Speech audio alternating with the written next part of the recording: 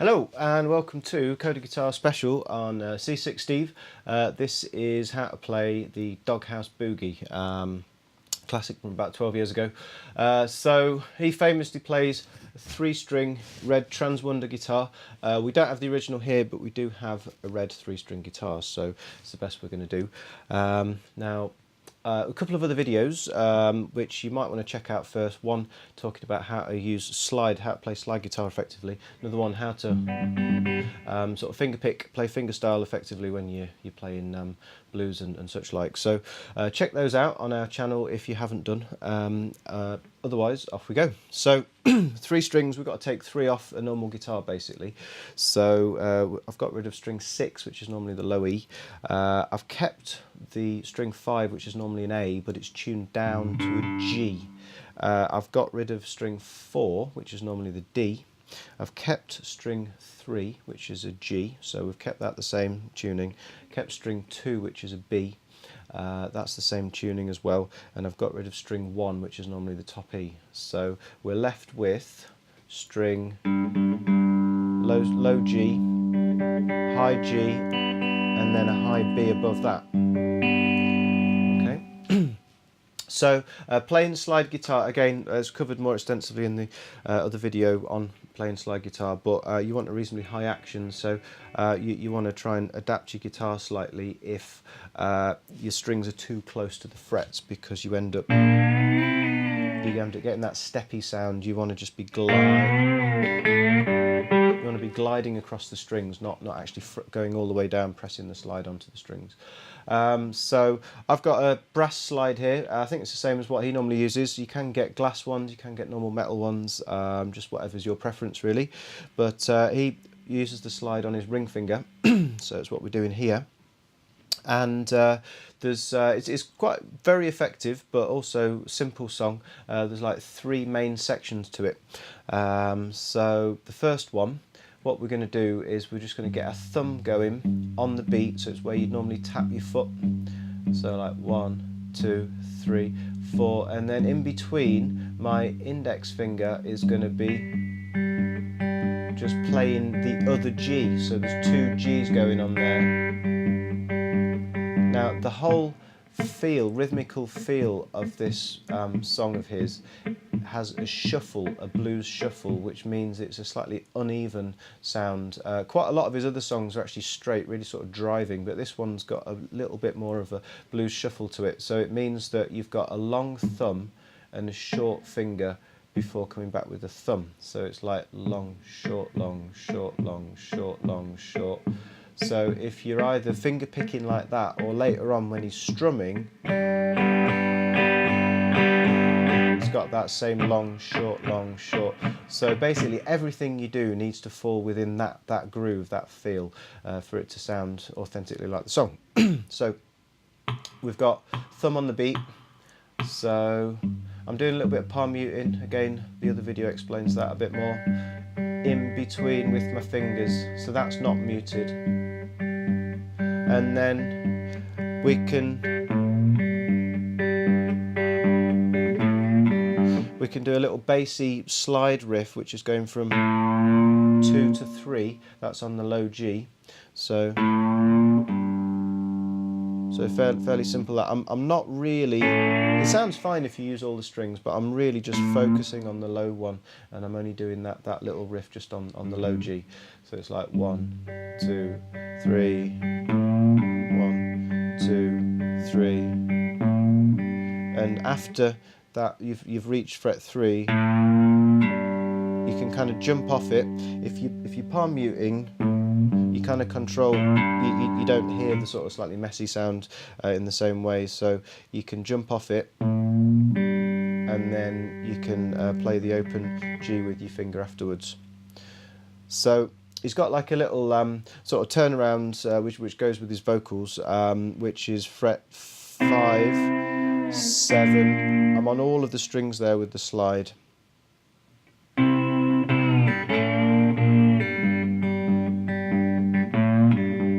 And then we're fitting the vocals in here, so we're going to keep going. So we're going to keep going as long as he's got the vocals to fit in there, and then that's like a little end of phrase sort of turnaround where it's, we can slide down and either do a pull off, so that's sliding down from 5 to 3, and literally just lift your slide off, and if you've got a little bit of volume on your amp, you're going to be able to hear the open strings sort of pinging after the slides left the strings. So, and then little slide from 2 to 3, and again all the strings here, so they sound like chords basically. 2, 3, bass. I'm going to do this 3 times, and then I'm going to do the turnaround.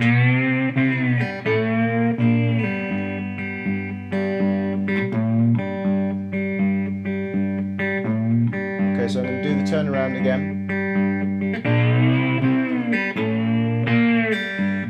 Okay, so the next section, he sings this note, but we can play it on the guitar because I'm not going to sing, I've got a cold.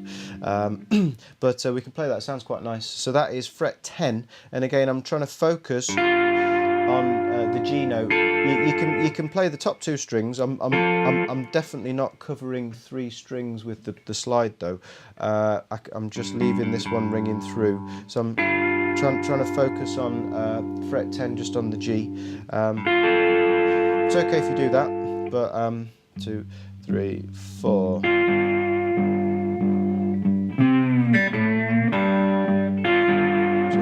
3, 4.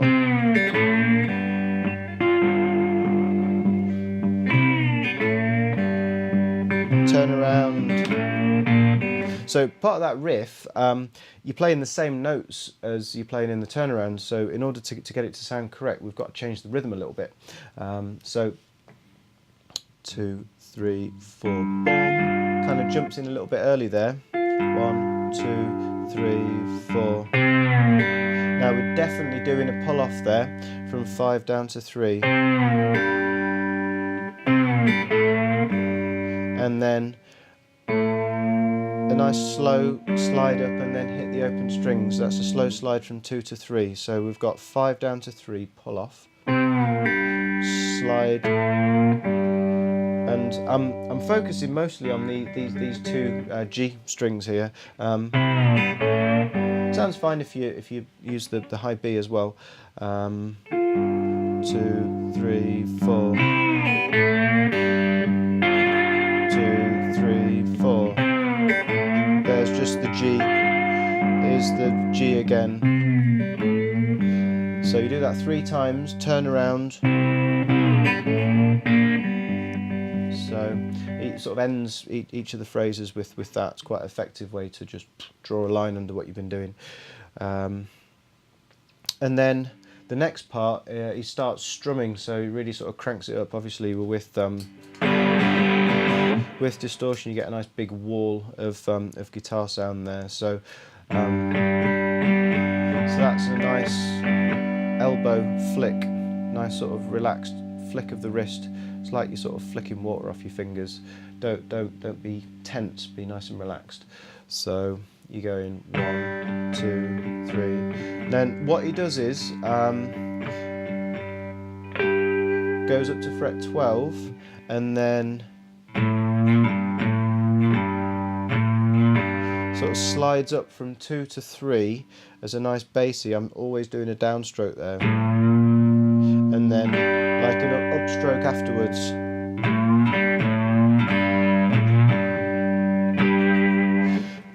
So timing's like this: 1, 2, 3.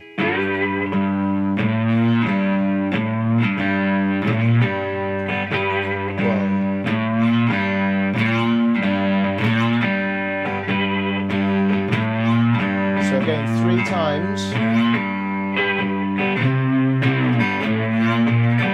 and again there's that little turnaround at the end. So the timing, we can, because we want to go 1, 2, 3, 4, we want to be down here on the open for what we call beat 1 of the main bar. We're going to come in early, just as a little introduction thing on fret 12. So that's going to be beat 4. With these rhythms, it's probably better if you just almost try and sing it to yourself and get the sound of it in your head, as opposed to, it can be a bit complicated thinking about the counting and stuff, but I'm trying to explain exactly where it's placed. So if you're able to count it and say come in on beat 4, great. Otherwise, just maybe listen to the track or listen to my demo at the beginning and see if you can just get the sound of it in your head and then try and copy that. It's a really effective way. It's a great thing to do. Loads of very good musicians, when they're learning songs, that's what they do. It's not cheating or anything. So we've got 1, 2, 3, 4. 1, 2, 3, 4. 1, 2.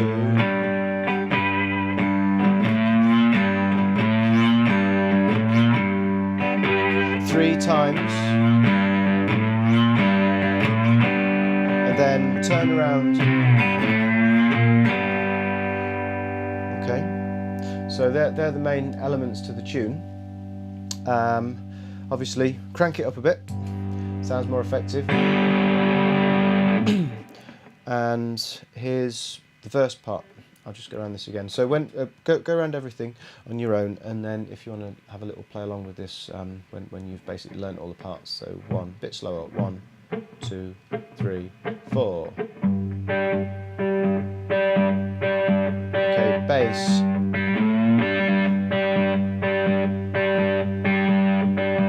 Bass.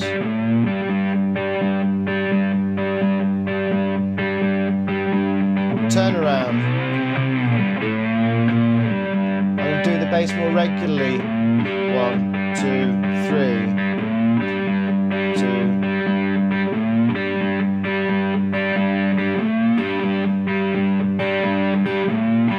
Okay, so here we go. Turn around.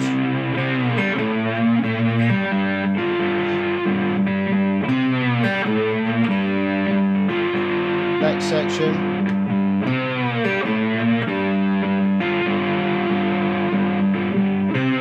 Turn around.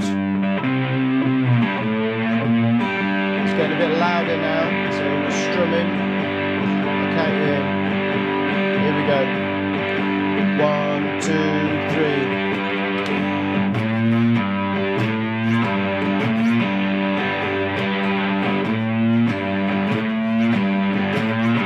Again.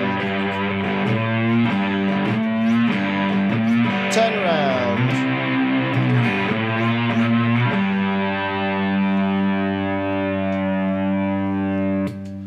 So there you go, there's a little lesson on Seasick Steve. Hope you enjoyed that, and please check out our other videos, subscribe to our channel, and we'll see you again soon.